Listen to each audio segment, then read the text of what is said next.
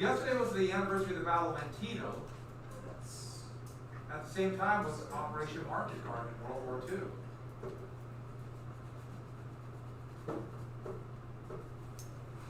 A lot of stuff happened on these days. Yesterday was also the anniversary of the signing of the Constitution.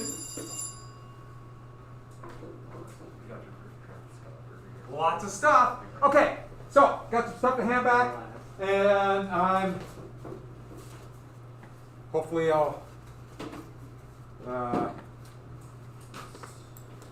I'm getting them granted. If I make a mistake typing it in, please let me know.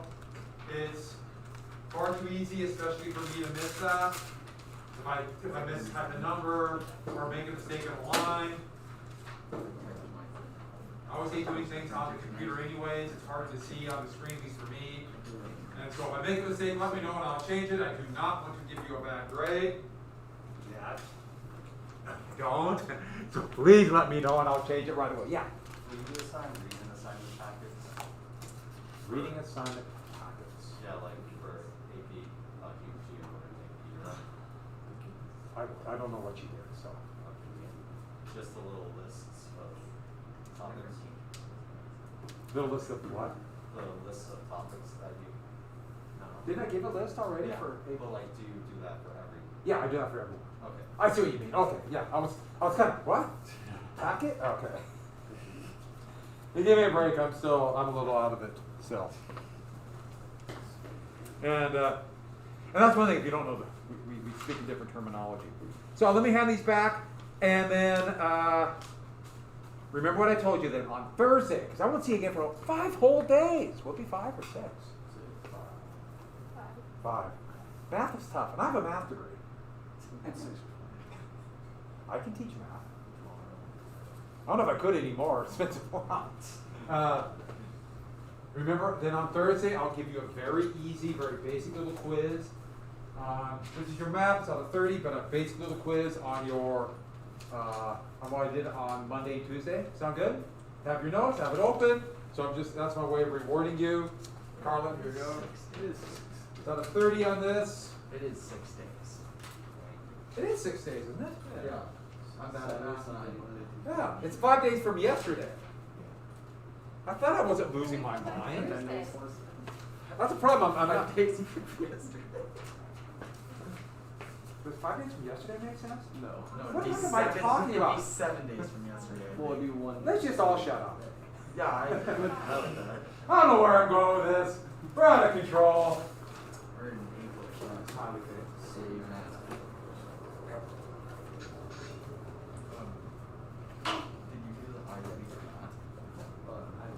By the way, the other night, did anyone see the C-130 transport plane flying over the town?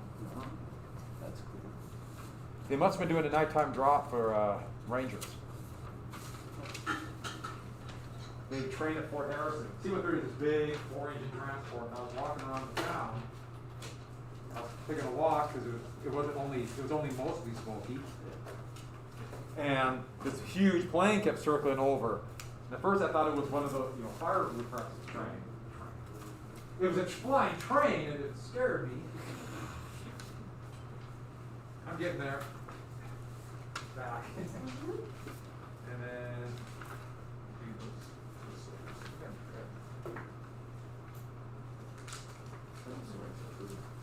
Okay, so I literally got right to the French-Canadian War. By the way, who started the war?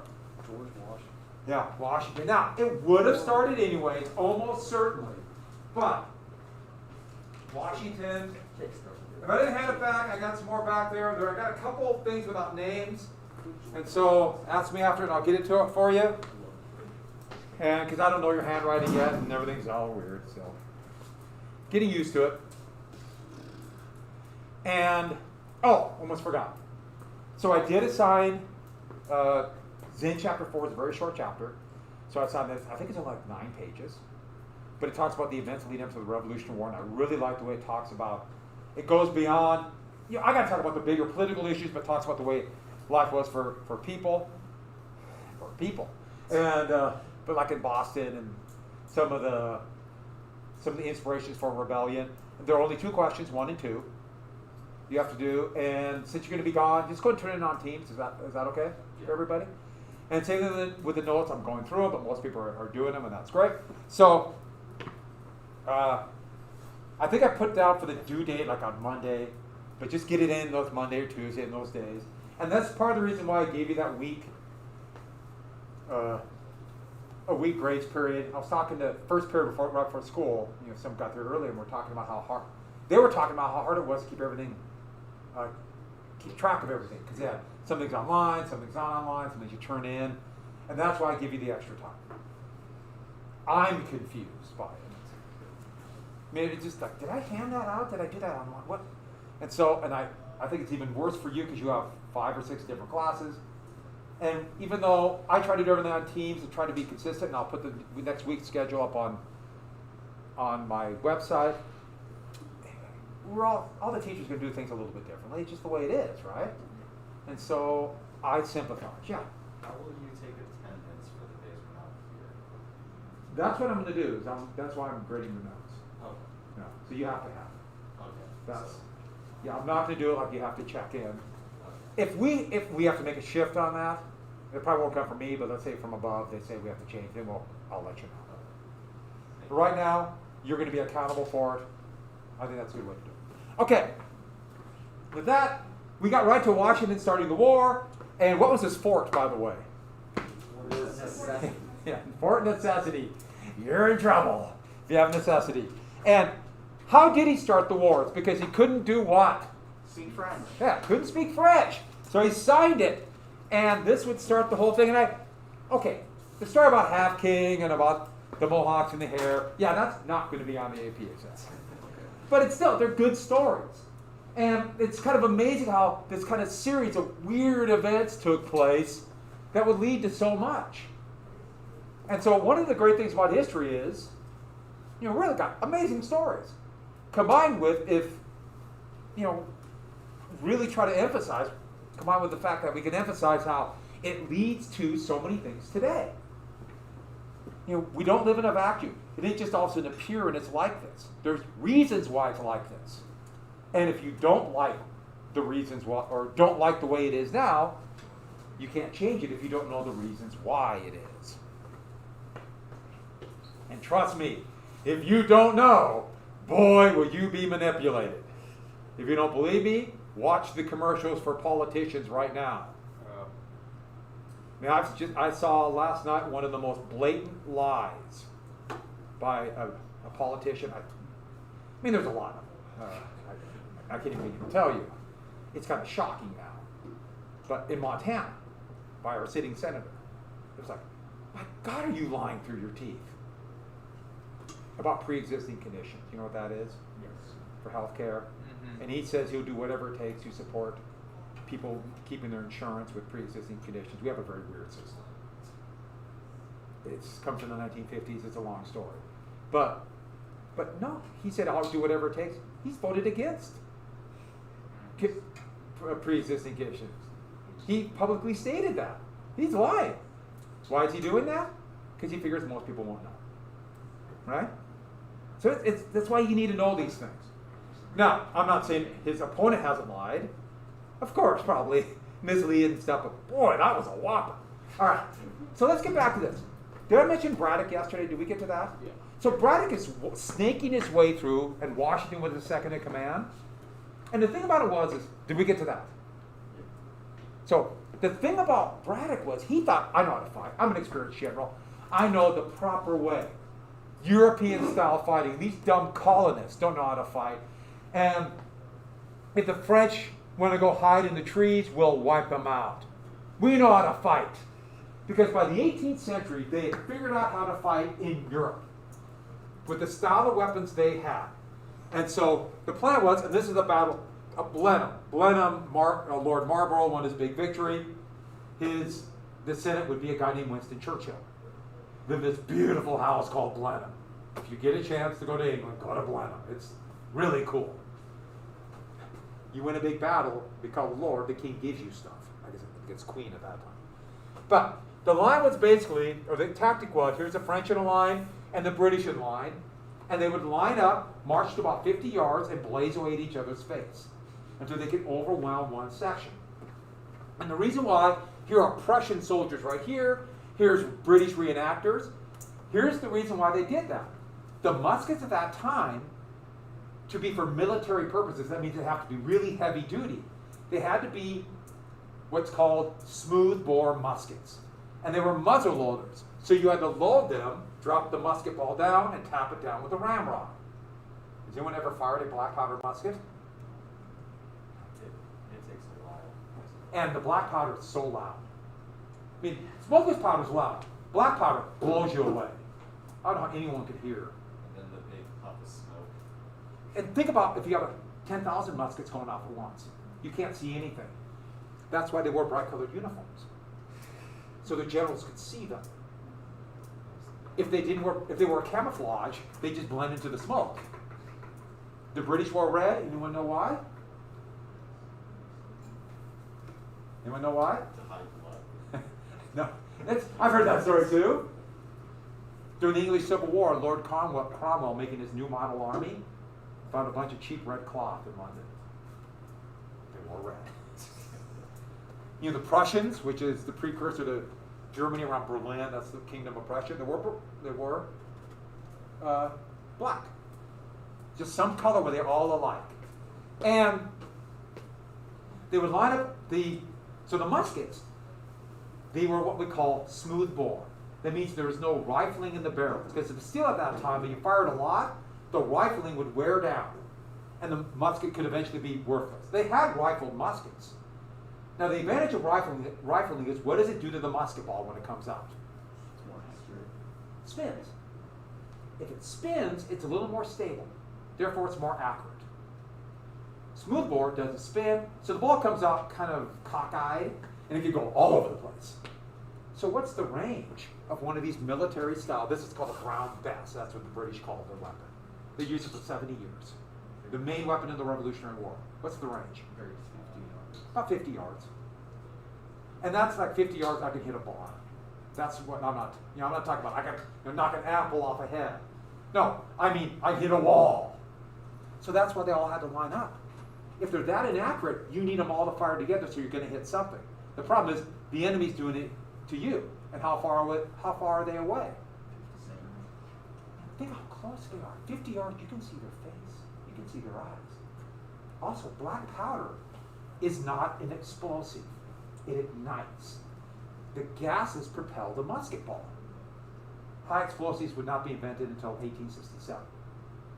You might know who invented dynamite, which is precursor to smokeless powder. Anyone know? Alfred Nobel. Part of the reason he created the Peace Prize with the money he got from this because he felt guilty. He assumed nobody would be crazy enough to fight with once we have high explosives because they'd be so bloody. Oh, he underestimated humans. But, so it doesn't move very fast. You could almost, I guess you couldn't see the musket ball, but in battle you could like feel it because it's moving so slow. So just imagine 50 yards away, you could feel it going by your face. Can you imagine that? I mean, I can't even wrap my mind around it. You can see cannonballs. You can see them. Like this blur coming at you. Just enough time to go, oh. And then, so if you're going to fire even a rifled musket, and they're 250 yards with a rifled musket accurate, but it moves a lot slower, how would you have to hold your rifle if you're firing 250 yards? About like that, and kind of lob the shell. If you ever see a sight for one of these old rifles, it goes up to about that high. So you can look over your rifle. It's pretty amazing. Just all these little things like, wow, how did they have to do this? Well, that's why they line shoulder to shoulder. In lines of two, I think you can see why.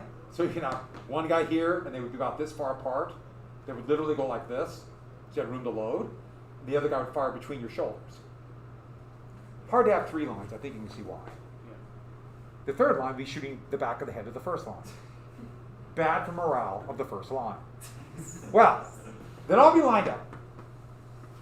And they would fire at 50 yards away. Now, what is your instinct as a rational human being if someone is shooting at your face? Don't cry. Cry, duck, or go, right? Run away. That's why discipline was so harsh in the armies. They would beat them, I mean literally whip them for marching out of step, for the most minor offenses. So they'd be more scared of their officers and sergeants than taking a bullet in the face. Regular soldiers would be brutally mistreated. Okay, I think I mentioned in here a cat of nine tails, didn't I? They had these massive nine-tailed cats that would walk behind scratching people. Be kind of cool though, wouldn't it? Imagine a wooden handle with 9 leather straps. So you whip somebody once with a cat of nine tails, it's like being whipped 9 times. Marching out of step, 10 lashes in the British Army. That's 90 lashes. Turning your head in line, that could be as many as 50 lashes. Have you ever heard the term for the Marines that was created right at the beginning of the Revolutionary War? In 1775, the Marines are naval infantry. They'd be the guys on ships. It'd be expanded down the road. Have you ever heard the term leatherneck for Marines? Because they wore a thick leather strap around their neck so they couldn't turn their head in battle. They wanted them looking forward. Don't waver, don't run. What would their backs look like if you were in the army at that time? Red. More, not just red. It'd just be a line of scars.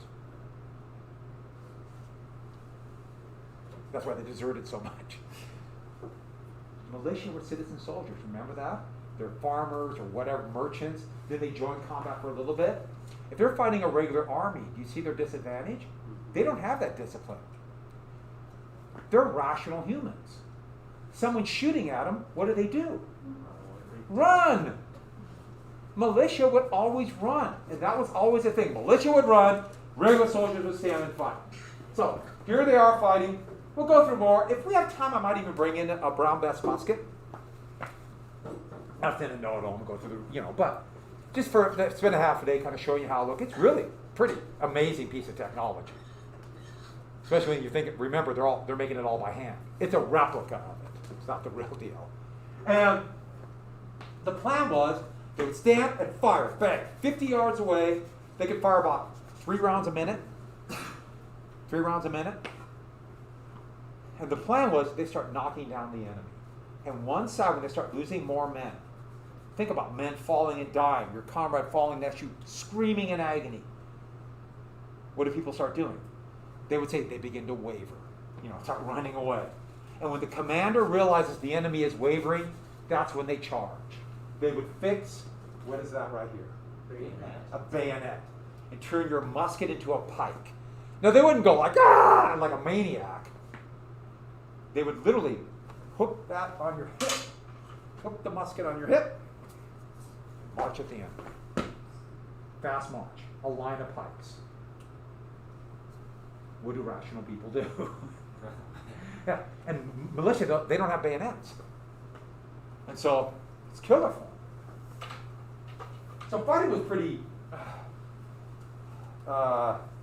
rudimentary. I should add, naval battles were the same.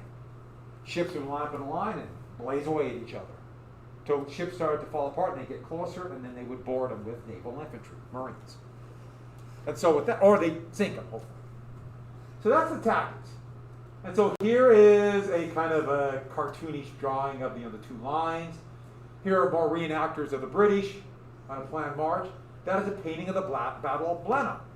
And so you can see the fighting here are the French. Bloody, brutal style of fighting.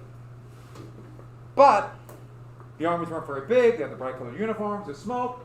That's the kind of fighting that Braddock knew. What do you need to fight this battle? What kind of terrain? Clear. Western Pennsylvania? Forest. Braddock assumed I could line my lines up and fight. But the French and the Indians cheated.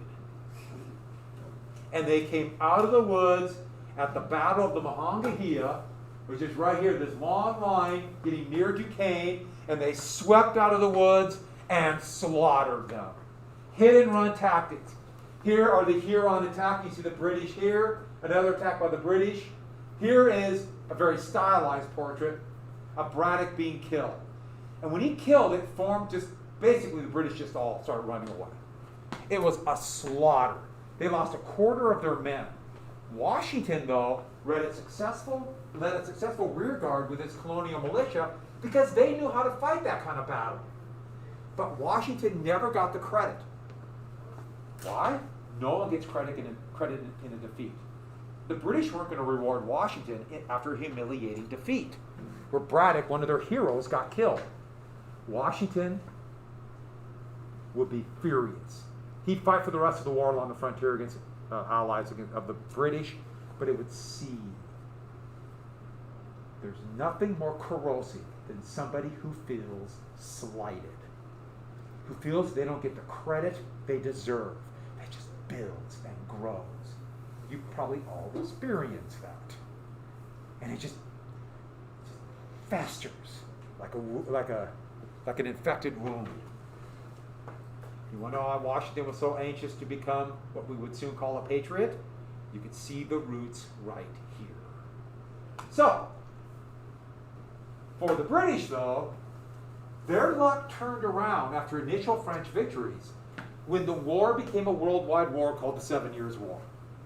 When that happened, everything shifted. Let me make sure this is recording right. It just dawned on me, maybe it's not recording right.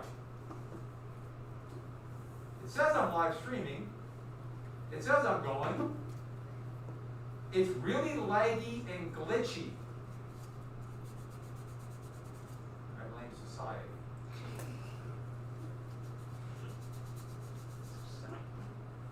I'll try to get it better.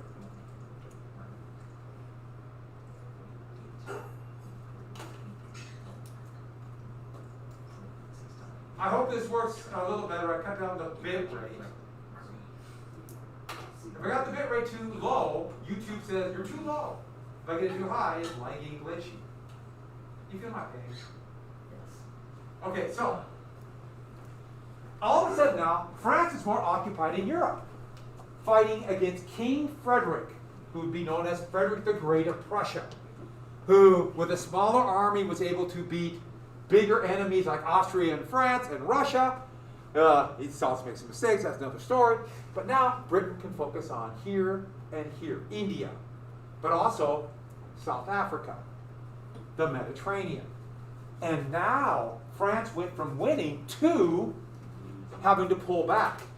And in Britain, okay, it's King George, it's the monarch, but what they would soon start calling the Prime Minister. So that's why I put PM. William Pitt, nobleman, he was what we call a Whig, we'll get to that a little bit later. He would become the great organizer of British victory. And his strategy was simple. Pitt's strategy. What he knew was, and these are another battle, this is Monongahela, and this one's at Crown Point. You don't even know that I just put a couple pictures up from a battle. But he began to send aid to Prussia, money and weapons. Not very many troops. He's monarch of Hanover, so sends some troops there. Help Prussia to keep France occupied. And while that's going on, he could turn on North America. But the problem is, you send money, he needs money. How do countries get money if they don't have money? Exploiting others. Okay, they try to exploit others, but that might take too long. Debt. They began to issue bonds. Bonds are a way that governments borrow money. Governments borrow money. They issue bonds. So what they do is they find people with money, and they got to convince people, we'll pay you back, we promise. And it'll be like 10 years, 20 years, 30 years. And they say, okay, I'll buy a bond. It's literally a piece of paper. And what the terminology of today would be, it matures in, let's say, 10 years. In 10 years, the government will buy the bond back. Plus what? To make it worth their while? Interest. And by the way, the least trustworthy the country is, the more interest rates go up. If the country, everyone thinks they'll pay it back, the interest rates are low. By the way, what's American interest rates on their bonds? Anybody know what America calls their bonds today? You might have heard this term before, treasury bills or T-bills. T-bills. And if you don't know that, that's something you You damn well better not. Because how much debt affects countries and bonds, it affects history so much, it's hard to even comprehend. And it's one of those things, one of my favorite teachers in high school.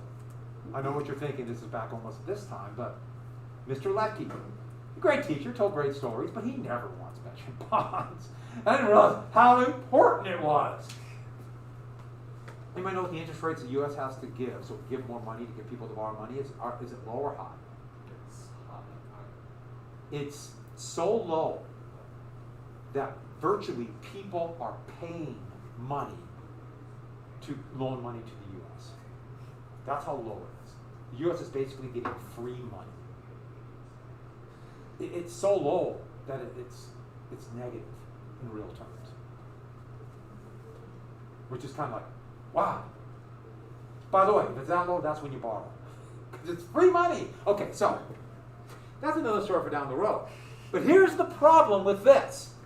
Britain at this time, even though it technically is not called the economic system a gold standard. Oh, almost forgot one more thing. I jumped the gun.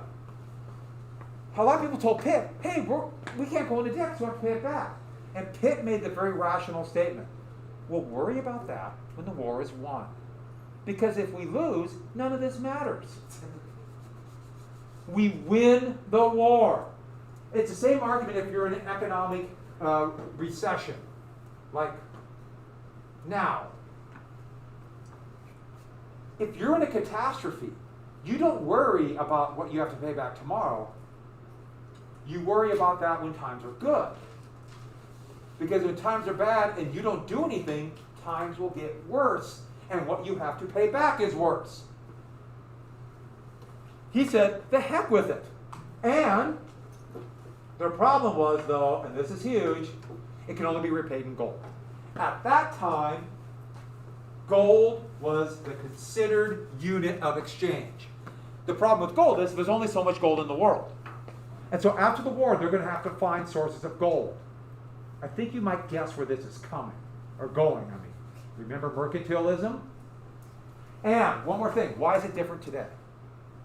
Because our dollar's going back by gold. What's it backed by? Nothing. The good name of the U.S. government, because we always pay back our debts and we always collect taxes.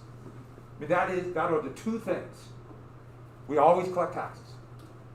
If those begin to break down, then uh-oh.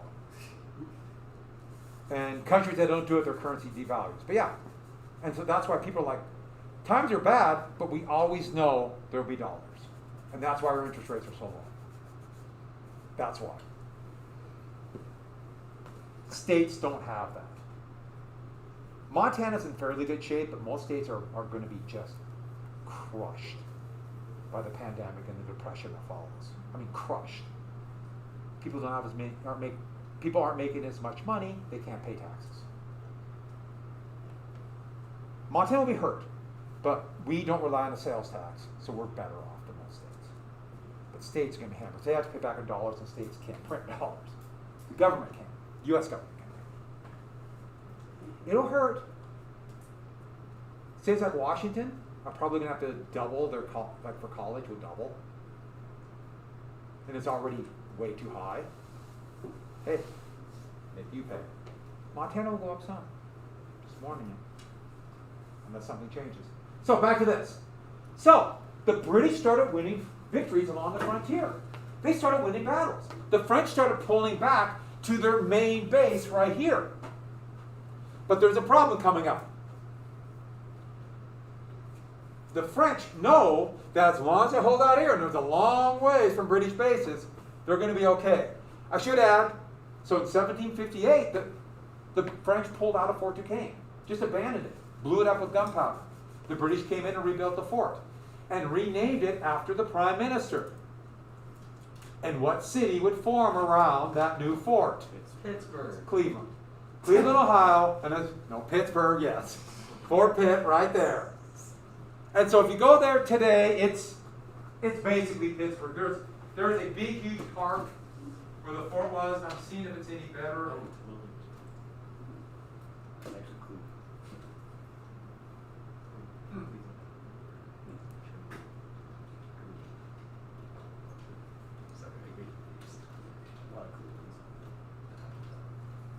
Okay, so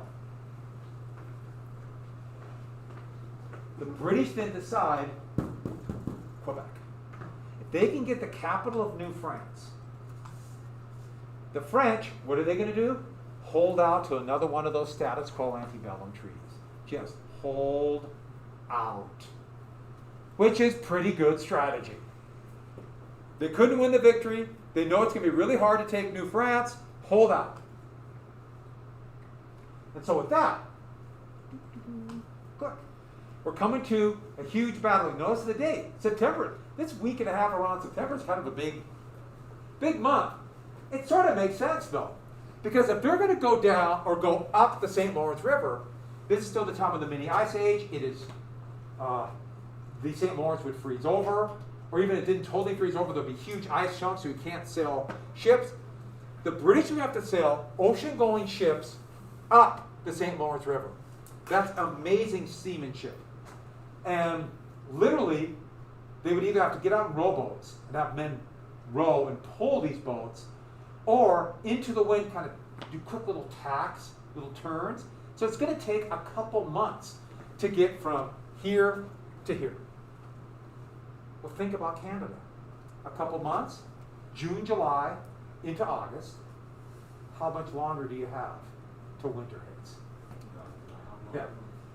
And so, the other thing is, Quebec is on this little peninsula. 100-foot high cliffs go for miles down, or as high as 100 feet. This is all swampy area. Quebec's a perfect fortified city, and one of the most beautiful cities in North America. It's on this high hill. Canada always has beautiful parts, but it also has the old city with a walled city, a natural fortification. It's going to be incredibly hard. So the British are going to have to eventually sail past this and try to land down here and figure a way up the cliffs. The two commanders, one of the most famous generals in British military history, James Wolfe, and Lord Montcalm. He was the French commander. He was actually more of the French governor general. He was a brilliant politician, not a great general. Wolfe had maybe 10,000 troops. Montcalm had the same, but half were militia. Wolfe had experienced soldiers. And winter was the key. Can Montcalm survive in Quebec until winter? Because the British can't survive. Maybe they can get to Montreal, but they're really in trouble. This is an all or nothing effort. And this would turn the tide of American history. Ironically, it's not in the United States, and very few colonists were involved. So with that, here's a picture of winter of the high cliffs from one side of the St. Lawrence. And it goes for miles. It's just beautiful. Beautiful area. Quebec has just so much water, so we've got all the trees and vegetation. And here's the fort. This is a postcard from the 30s. I just thought that was kind of cool, so I put that up. Montcalm sailed down, and when they got to, would be down here, so one of these cliffs here, now it's called Wolfe's Cove, they could see up, there's a little French village up there, French-Canadian village, and French women, that first couple weeks of September, were coming down somehow the cliffs and doing wash in the St. Lawrence River. And they had no idea how they were doing it. They couldn't find them. They'd just see them and they'd be gone. Finally, a sentry called a picket saw a woman early one morning, about September 10th, and it looked like she was floating down the cliff in the morning fog. And just kind of appeared. There was a lot more fog back then, all over them. But he didn't accost her, let her go back, and went to that spot where she went up the cliff and found a mountain goat trail. If you've ever seen a mountain goat trail, you know how hard they're to find. They're amazing animals. And then found a few more. They kind of switched back their way up. Wolfe found out and sent 10,000 men up the next night up that mountain goat trail. Now this is a style, this is a watercolor of them pulling each other up. But the first men went up in the middle of the night, and the trail's about this wide, for 3/4 of the way up. And then it kind of rounded up and they could get near the top. But I always imagine these guys, kind of going like this, in the middle of the night. I couldn't do it. With gear, a few did fall. Then they pulled up the horses with ropes, and the cannon they dragged up. with ropes and pulled them up by hand. And Montcalm the next morning was shocked to see 10,000 British regulars ready to fight. What? He really thought he made it. He made it through the winter, and they might hold on. And we're coming to the battle. Let's say, I was saying 10,000, I meant about 10,000 total soldiers. And the British were there, lined up like this. And I got in my head 10,000 first period. The French, Montcalm foolishly came out of his fortified lines and thought, if I can win a battle, they got to be exhausted. They couldn't get their heavy equipment. No, they got their heavy equipment up the hill. And he decided to attack the British. He thought he could knock them out. The problem was the militia. He put the militia right here in the middle. And he was with them thinking, if I can rally them, they won't run. And then my strongest forces here can bowl them over. Well, here's a map of it right here. And I think you probably guess what's going to happen. The French attacked, but Wolfe and Montcalm were both mortally wounded. In fact, no more than about 100 yards apart. The British kept it secret from their men. But when the French heard Montcalm had been mortally wounded, what did the militia do? The heck with this! Boom! They're gone. Here's a stylized painting of it. Here's French militia. And a decisive British victory. They took Quebec, turned the entire tide of the war, and would change world history. But, one more thing. Here's Montcalm. One of the more famous pictures of Montcalm's death, and look at the way they draw him. You'll find out something about paintings at this time. They do portraits. And they would kind of blur the edges of the people they're painting to hide any blemishes, to make them look more attractive. Does that make sense? You'll see it like watch an old movie. And especially when they show women in old movies, they'll have the cameras a little bit out of focus. Because that was the idea that would make them more attractive, like deaden the lines. So all these portraits, and I'll show you more, they're actually really funny. But portraits at that time, anybody under the age of about 35 or so, they drew as a junior high age girl. Everybody, male or female. Montcalm was a very young man. And look how they draw him.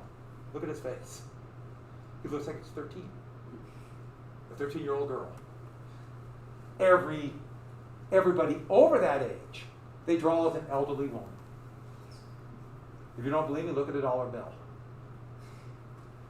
That's how they draw them. That's what they look like.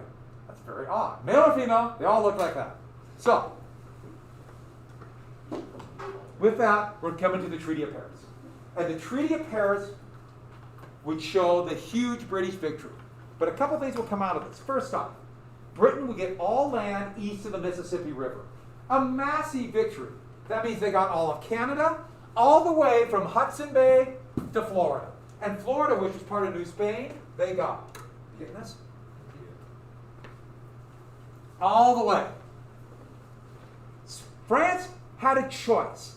They could have kept New France, which is Quebec. Instead, they kept 3 islands in the West Indies. I put them down. You don't have to write them down. You do not. Just know 3 islands. But they kept them for what crop were they growing that they thought would be more valuable? Sugar. Now, looking back, boy, that's a pretty dumb move. Canada is going to be a very rich country. But they're thinking short term. These 3 islands will be decisive in the victory of the United States in the Revolutionary War. And outside of this agreement, right before they signed it, France gave Spain Louisiana. You're sitting in Louisiana right now. This massive land claim that France had because they didn't want to give it to Britain. This will become important because of secret agreements with Napoleon would become the Emperor of France. And eventually, because of what's going to happen in Haiti, we'll get to all these things, the U.S. will buy the claim. But don't forget, that's just a claim to Europeans. Then the U.S. will conquer this land and make it part of the United States. But what a victory, huh? Also parts of India, they got a place called Gibraltar, they got a place called Cape Town in South Africa. This is a massive victory for Britain, and France wants revenge. We're coming to the Revolutionary War, all these steps. And out of this, the result, the French threat is gone. Remember salutary neglect? Part of the reason for that was the French threat. Also, everybody wanted this new land. All this land, look how big it is. And the colonists are looking at it like, it's our land. They felt we won this war, because they felt like they won the war on the frontier and weren't being protected. We won it, and now it's our land. And the British, they thought they won the war. And now the colonists owe them. They should be thanking us. Do you get the point here? Both sides have this weird kind of resentment. Who's correct? It depends where you sit. Everything is relative. And remember that debt? The British are going to stay in force in the colonies. And they're going to make them pay back that debt. Remember mercantilism? Remember the Trade and Navigation Acts? It's time to enforce those. This will directly lead to the Revolutionary War. Direct, straight line to the United States. And so the British conquered this land. What about the people who lived here? Genocide. They're like, wait a second. A lot of them fought with the French. And now all of a sudden, there's going to be waves of colonists. Remember I told you there were 10 times more English colonists than French colonists? The people around the Great Lakes are going, oh, no. Here come the English. And they had good reason to be scared. Literally, before the ink was even dry, they rebelled. Oh, that's a map right after this. Isn't that a good map? That's 1765. That's amazing, isn't it? Think about the tools they have. So, they had been to the mouth of the Columbia, so they just kind of guessed. And they figure, there must be a lake somewhere in there. We heard about a lake. I don't know what they're pointing at. Good map. Yeah, this is my favorite part about this map. No idea here. Not a clue. Texas is pretty slow. Yeah, this looks a little. There's some. I like the Hudson Bay. That's your funny. Yeah, they're not sure at all either. Hey, everybody, I'll see you in a week. I know it's going to be tough without me, but you can always watch. We can never really be apart. I'll see you. Have a good weekend. It's supposed to rain, and that's good. Maybe it'll knock the smoke down. Thank you.